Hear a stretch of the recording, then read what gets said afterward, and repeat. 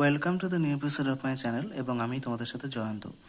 ম্যাথের যে চ্যাপ্টারটা সুন্দর আজ কার জন্য করবো সেটা হচ্ছে সিম্পল ইন্টারেস্ট, মানে ছিল এসআই, যেটাকে আমরা সংখ্যায় বলি এসআই। মোটামুটি 100 নম্বর যদি এটা এক্সাম হয়, যেখানে 25 নম্বরের ম্যাথ আসে, সেখানে সিম্পল ইন্টারেস্ট মানে সরল সুদের অঙ্ক মোটামুটি 2 নম্বরে আমরা এই চ্যাপ্টারটা থেকে পাই। তার জন্য এই চ্যাপ্টারটা হচ্ছে কম্পিটিটিভ এক্সামের জন্য ভেরি ভেরি ইম্পর্ট্যান্ট। তো এই চ্যাপ্টারে কিছু শর্টকাট ফর্মুলা আছে, যে সমস্ত ফর্মুলাগুলো দিয়ে আমরা টাইম কনজিউমিং করে আমরা পরীক্ষার হলে সময় বাঁচিয়ে অঙ্কগুলোকে করতে পারবো। ইতিমধ্যেই আমরা আগের দুটো ক্লাস হয়ে গিয়েছে সিম্পল ইন্টারেস্টের উপর, এবং ফার্স্ট ক্লাসে আমরা দুটো ফর্মুলা শিখেছিলাম। একটা ছিল I is equal to P R T by 100, আর একটা ছিল amount is equal to P into 1 plus R T by 100।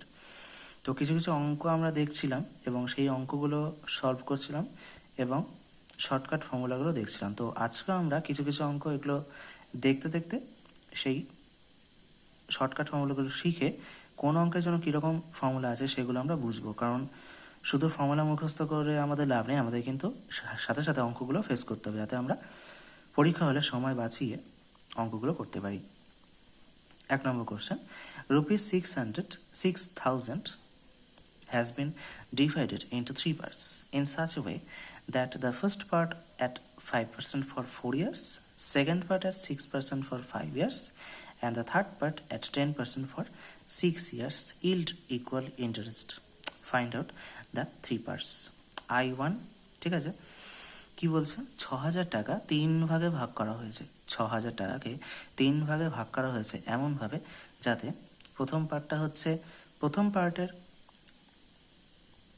5% করে 4 বছরের জন্য, দ্বিতীয় পার্টটা 6% করে 5 বছরের জন্য, এবং তৃতীয় পার্টটা 10% করে 6 বছরের জন্য যদি আমি ব্যাংকে রেখে দিই, তাহলে আমি ইকুয়াল ইন্টারেস্ট পাবো। ইন্টারেস্টটা এখানে হচ্ছে ইকুয়াল, তার মানে I1 ইজুকাল টু হচ্ছে I2 ইজুকাল টু হচ্ছে I3, এখানে ইন্টারেস্ট আছে ইকুয়াল। তাহলে বলেছে ফাইন্ড আউট দ্য 3 পার্টস। 3টে আলাদা আলাদা পার্ট কত হবে আমাকে বার করতে বলেছে। তাই দেখো, প্রথমে interest is equal to I1 is equal to I2 is equal to I3, মানে এক্ষেত্রে অঙ্কটার ক্ষেত্রে হচ্ছে যতগুলো ভাগ করেছে তাদের ইন্টারেস্টটা সমান, ঠিক আছে। আচ্ছা, 6,000 টাকারটা ভাগ করেছে, তাই তো? তাহলে আমি যদি এক্ষেত্রে রেশিওটা বার করতে পারি, মানে হচ্ছে S1:S2:S3 বার করতে পারি, তাহলেই আমি বুঝতে পারবো যে 6,000 টাকা কতভাবে ভাঙা হবে সেটা বুঝতে পারবো। তাহলে এবার একটা জিনিস মনে রাখতে হবে, যদি ইন্টারেস্ট ইকুয়াল থাকে তাহলে S1:S2:S3 ইজুকাল টু হবে 1/R1T1 ইজটু 1/R2T2 ইজটু 1/R2T3, মানে R1 মানে হলো প্রথমটার রেট, প্রথমটার সময় হচ্ছে T1, R2T2 হচ্ছে দ্বিতীয়টার রেট, দ্বিতীয়টার সময়, এবং RT3T হচ্ছে তৃতীয়টার রেট ও তৃতীয়টার সময়। তার মানে এক্ষেত্রে দেখো কি হচ্ছে, আমি যদি পর সবই দেওয়া আছে, আমি যদি মানগুলো বসিয়ে দিই, 1/5 ইন্টু 4, 1/6 ইন্টু 5, 1/10 10 ইন্টু 6, তাহলে এটা আমি যদি ক্যালকুলেশন করি, তাহলে অনুপাতটা আমার দাঁড়াবে 3:2:1। তার মানে এক্ষেত্রে আমি বুঝতে পারছি 3,000, 2,000 আর 1,000 এইভাবে আমাকে ভাগ করেছে। তাহলে এক্ষেত্রে হচ্ছে ইন্টারেস্টটা সমান হচ্ছে, ঠিক আছে। তার জন্য আমার ফর্মুলা আমি একটা পেলাম, S1:S2:S3 equal to 1/R1T1 ইজটু 1/R2T2 ইজটু 1/RT3। 2 নম্বর কোশ্চেনে চলে আসছি। A person deposited 3 different amount of some which is equal to ₹1,30,000 in the name of his 3 sons whose age are 16 years, 10 years and 4 years in such a way that they get equal amount when they reach at the age of 18 years. Find out the 3 different sums that has been deposited if the rate of interest is 10% per annual simple interest. কি বলছে? বলছে যে 1,30,000 টাকা একটা লোক তাদের 3টে ছেলের মধ্যে ভাগ করেছে। সে সমস্ত ছেলেদের বয়স হচ্ছে 16 বছর, 10 বছর এবং 4 বছর।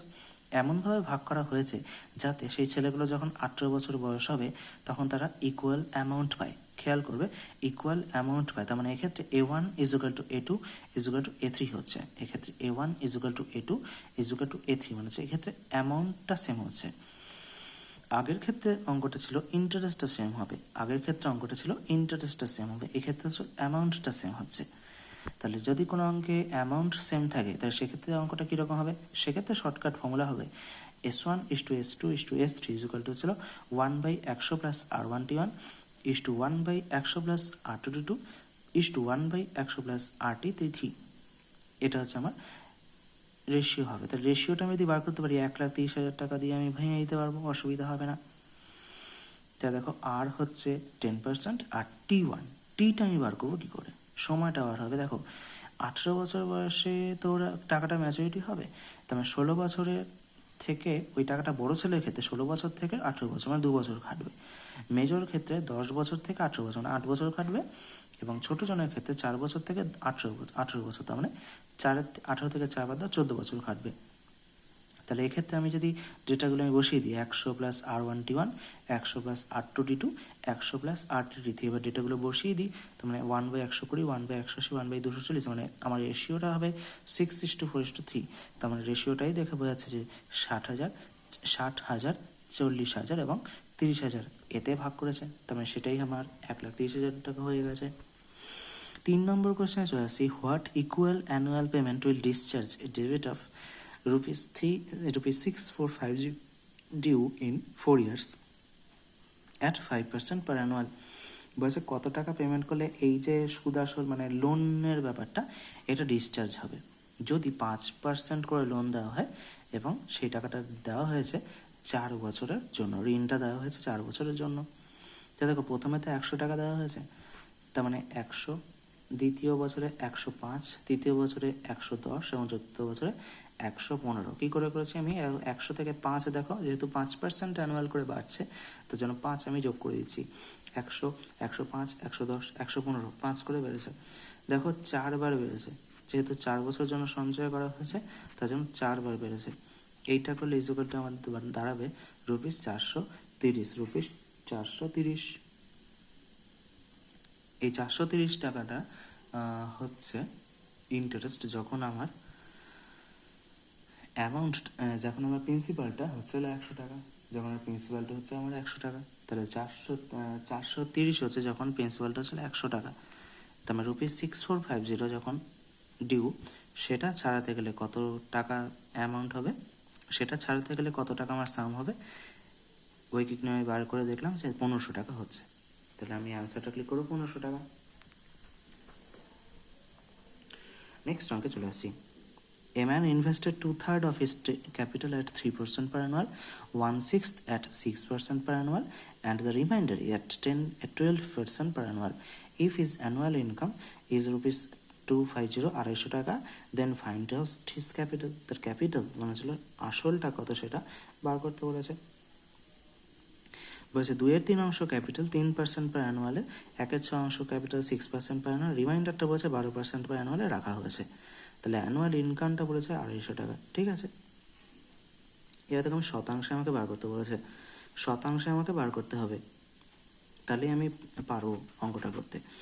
দেখো 2/3 ইন্টু 3%, এই 2/3 টাকাটা তো 3% ভাগ করেছে, তো তাই 2/3 into 3% plus 1/6 into 6% plus reminder যেটা মানে 1/2 যদি বুড়ো হয় 1/2 থেকে আমার 2/3 আর 1/6 বিয়োগ করে দিই, 1/2 থেকে তাহলে বাদ দিলাম পুরোটা এটা পাবো, গুণ হচ্ছে 12%।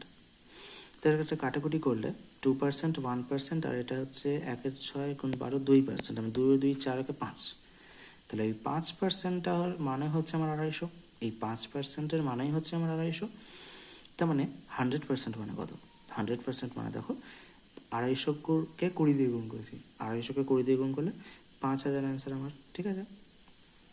250-কে 20 দিয়ে গুণ করলে 5000 অ্যান্সার আমার, ঠিক আছে। তাহলে বন্ধুরা সমস্ত রকম আপডেট হতে তোমরা এই চ্যানেলটা সাবস্ক্রাইব করে নাও, যদি তোমাদের ভালো লেগে থাকে তাহলে অবশ্যই লাইক করো, যদি কোনো কথা বলার থাকে তাহলে তোমরা কমেন্ট সেকশনে জানাতে পারো। তোমাদের বন্ধুরা যারা সরকারি চাকরির জন্য পরীক্ষার এক্সামের প্রিপারেশন নিচ্ছে, ভবিষ্যতে যে সমস্ত পরীক্ষাগুলো হবে সেগুলোতে বসবে এবং সরকারি চাকরি ইন ফিউচার করবে, ঠিক আছে, তাদেরকে এই চ্যানেলটা তোমরা শেয়ার করো যাতে তারা এই চ্যানেলটা দেখে প্রচুর পরিমাণে উপকৃত হয়, এবং ফার্দার নোটিফিকেশনের জন্য বেল আইকনটা তোমরা প্রেস করে দিও। নেক্সট এপিসোড নিয়ে তোমাদের সাথে খুব তাড়াতাড়ি চলে আসি, টাটা।